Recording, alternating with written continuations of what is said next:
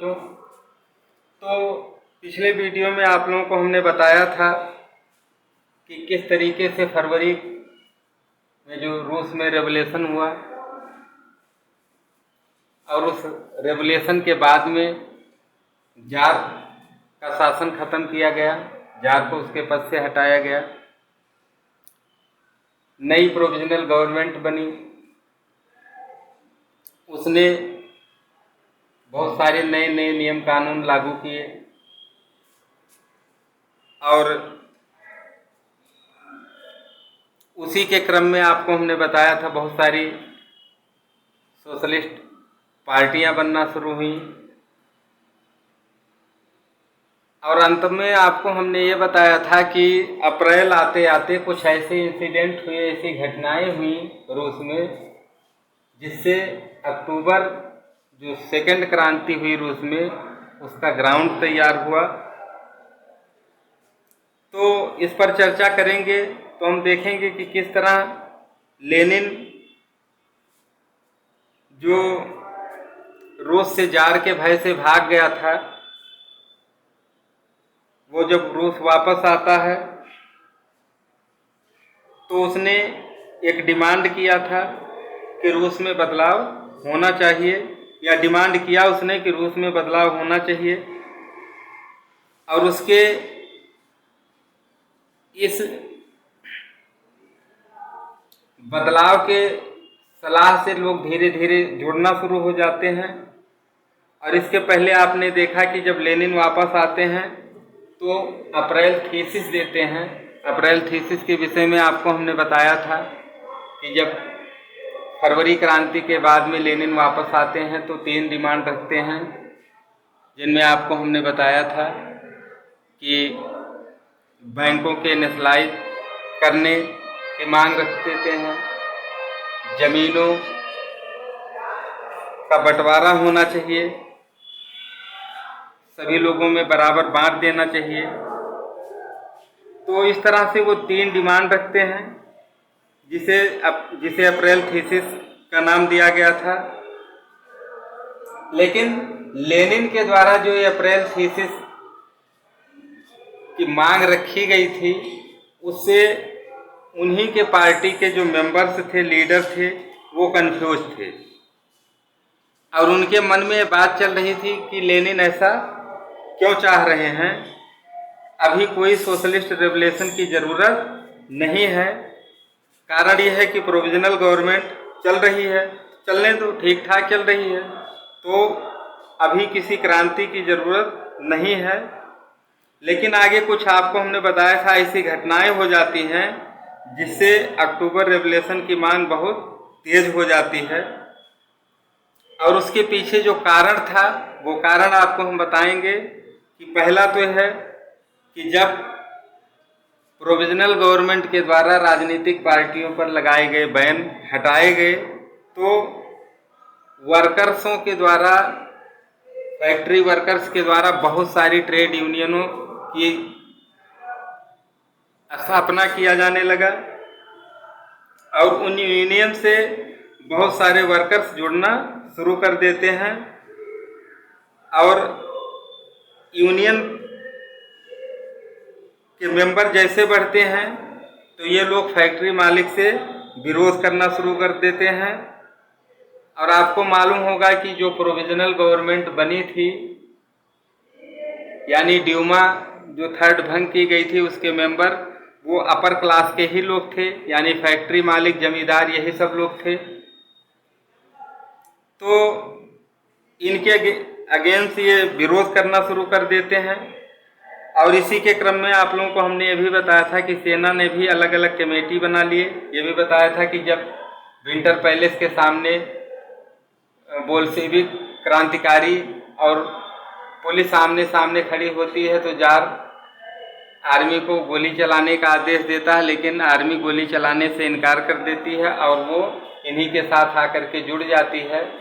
तो उस आर्मी वालों ने भी अपनी एक अलग कमेटी बना ली, या पार्टी कह सकते हैं बना ली। और मतलब आर्मी में भी कई पार्टियां बन गई और उनमें से कुछ पार्टी या कमेटियां बोल्शेविकों को सपोर्ट कर रहे थे। तो इस तरह से जून आते आते लगभग 500 सोवियत ग्रुप बन गए थे और ये अपने अपने मेंबर्स ऑल रशियन कांग्रेस में पहुंचा दिए। अब ऑल रशियन कांग्रेस का मतलब होता है एक पार्लियामेंट टाइप का कह सकते हैं, जहां गवर्नमेंट और विपक्ष के मेंबर्स वहां इकट्ठा होते थे और किसी बात को लेकर के तर्क वितर्क किया जाता था। तो उस अधिवेशन में बोल्शेविक मेंबर्स की संख्या बहुत ज़्यादा हो गई थी और वो लोग प्रोविजनल गवर्नमेंट के अगेंस्ट क्वेश्चनिंग करना शुरू कर देते हैं। तो इससे प्रोविजनल गवर्नमेंट खुश नहीं थी और प्रोविजनल गवर्नमेंट को ये लगा कि स्थिति अगर ऐसी ही चलती रही तो जार की तरह ये लोग हमको भी बहुत ही जल्दी हटा देंगे। तो इन्हें कंट्रोल करने के लिए आप लोगों को हमने बताया था कि बोल्शेविक लीडरों को गिरफ्तार किया जाने लगा, उनको पकड़ करके जेल में डालना शुरू कर दिया गया और यही जो रीजन बना वो अक्टूबर क्रांति का मेन कारण बना। लेकिन अब इधर जब बोल्शेविक, आपको हमने बताया था बोल्शेविक लीडर्स को पकड़ पकड़ के जेलों में डाला जा रहा था, तो लेनिन भी डर से छुप गया। लेकिन लेनिन ये सोच रहा था कि अगर प्रोविजनल गवर्नमेंट के खिलाफ कुछ नहीं किया गया तो प्रोविजनल गवर्नमेंट तानाशाह हो सकती है। तो ये थिंक लेनिन के मन में चल रहा था। तो इधर ये एक साइड की बात हुई। दूसरी साइड में आप लोगों को हमने बताया था कि ग्रामीण क्षेत्रों में भी जमींदारों के खिलाफ विरोध शुरू हो गया था और जिसके क्रम में 4 महीनों के अंदर रूस में जमींदारों के कब्जे वाली बहुत सारी जमीनों पर किसानों के द्वारा कब्जा कर लिया गया था। तो ग्रामीण क्षेत्र में इस प्रकार, मतलब लेनिन के मन में थिंक चल रहा था कि बदलाव लाना है, प्रोविजनल गवर्नमेंट को हटाना है, लेकिन ये स्टार्ट ग्रामीण क्षेत्र से किसानों ने शुरू कर दिया। यानी हम कह सकते हैं कि इन्होंने एक चिंगारी दे दिया था अक्टूबर रेवोल्यूशन के लिए। और इधर जैसे जैसे प्रोविजनल गवर्नमेंट को लग रहा था कि बोल्शेविक हमारे समकक्ष खड़े हो गए हैं,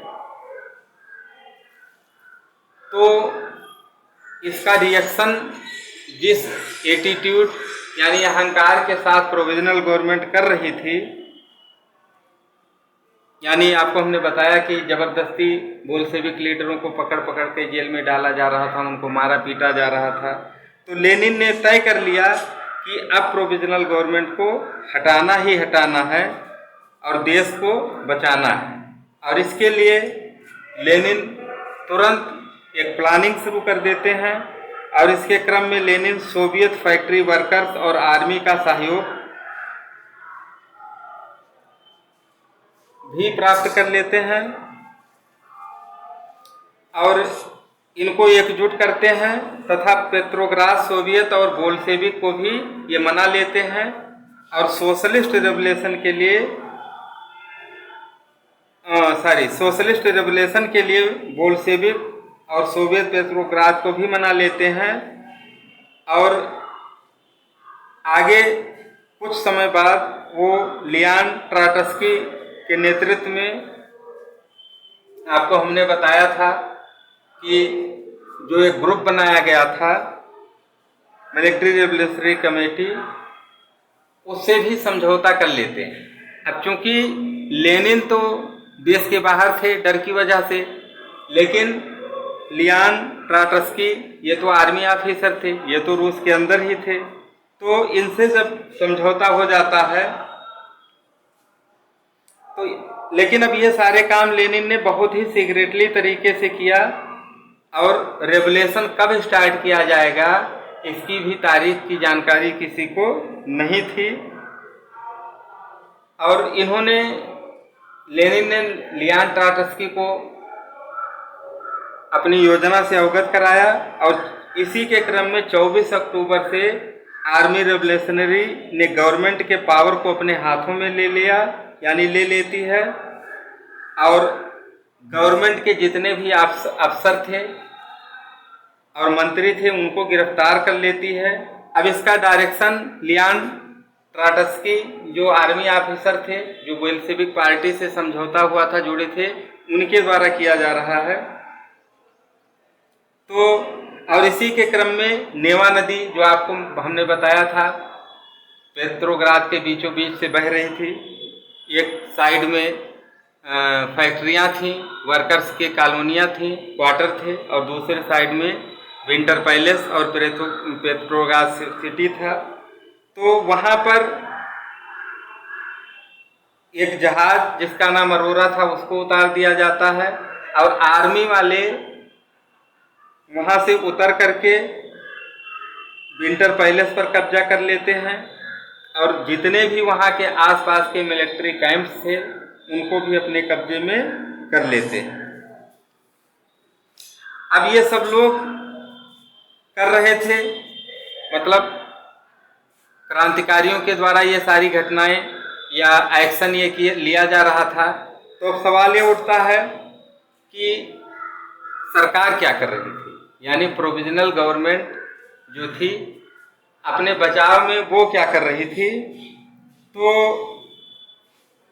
इन्होंने भी विरोध को दबाने के लिए प्रोविजनल गवर्नमेंट के जो मेन लीडर थे, यानी प्रधानमंत्री केरेंस्की, इन्होंने अपनी निजी सेना को बोल्शेविक इमारतों पर कब्जा करने का आदेश दिया, और जिसके सपोर्ट में जो प्रधानमंत्री केरेंस्की के पर्सनल आर्मी थे वो लोग बोल्शेविकों के बहुत सारी इमारतों, दफ्तर पर कब्जा कर लेते हैं। अब चूंकि कब्जा करने का आदेश इसलिए दिया गया था कि जो बोल्शेविक कहीं ना कहीं अगली योजना के लिए मीटिंग करेंगे, तो यहाँ जब हमारा कब्जा हो जाएगा तो उनकी मीटिंग सफल नहीं हो सकती है। इसी उद्देश्य से उन्होंने बोल्शेविक इमारतों पर कब्जा करने का आदेश दिया था। कब्जा कर भी लिया जाता है, लेकिन इसका कोई बहुत बेहतर परिणाम नहीं निकल पाता, क्योंकि बोल्शेविक आर्मी के बेहतर प्लान के आगे प्रोविजनल गवर्नमेंट का प्लान क्या हो जाता है, फेल हो जाता है। और रात तक आते आते बोल्शेविकों ने पेट्रोग्राद सिटी पर पूरी तरह से अपना कब्जा जमा लेते हैं। और इसका सपोर्ट, अब जब पेट्रोग्राद सिटी पर कब्जा हो जाता है बोल्शेविकों का, तो सिटी के अन्य भागों के लोग भी इसका सपोर्ट करना शुरू कर देते हैं, और लोग ये कहना शुरू कर देते हैं कि बोल्शेविक जो भी कर रहे हैं वो अच्छा ही कर रहे हैं। और अन्य क्षेत्रों के साथ साथ अन्य क्षेत्रों में जो भी बोल्शेविक से रिलेटेड या अन्य पार्टियां थीं वो भी इनका सपोर्ट करना शुरू कर देती हैं। और इसी के क्रम में ऑल रशियन कांग्रेस पार्टी ने भी बोल्शेविकों का सपोर्ट किया। लेकिन एक सिटी ऐसा भी था रूस का जो इनका विरोध कर रही थी, वो अपने पावर को छोड़ने को तैयार नहीं थे, और वो सिटी था मॉस्को। मॉस्को में प्रोविजनल गवर्नमेंट के जो सपोर्टर थे वो अपनी पावर को छोड़ने के लिए तैयार नहीं थे। लेकिन अब चूंकि भीड़ इतना ज़्यादा थी, दबाव इतना ज़्यादा था कि अंततः इनका भी कुछ नहीं चला, और कुछ समय के अंदर ही, यानी दिसंबर आते आते, बोल्शेविकों ने मॉस्को पर भी पूरी तरह से कब्जा कर लिया। तो इस तरह से पूरे रूस पर बोल्शेविक का कंट्रोल हो जाता है। इसके बाद रूस में क्या चेंजिंग आए, क्या बदलाव आए, ये आपको हम नेक्स्ट वीडियो में बताएंगे। तो इस तरह हमने आपको आज के वीडियो में बताया कि किस तरीके से अक्टूबर रेवोल्यूशन की ग्राउंड तैयार होती है, कैसे उसको अंजाम तक पहुंचाया जाता है। नेक्स्ट वीडियो में आपको हम बताएंगे कि अक्टूबर रेवोल्यूशन के बाद में रूस में क्या क्या चेंजिंग हुए, क्या परिवर्तन हुआ, इसके विषय में आप लोगों को हम बताएंगे। धन्यवाद।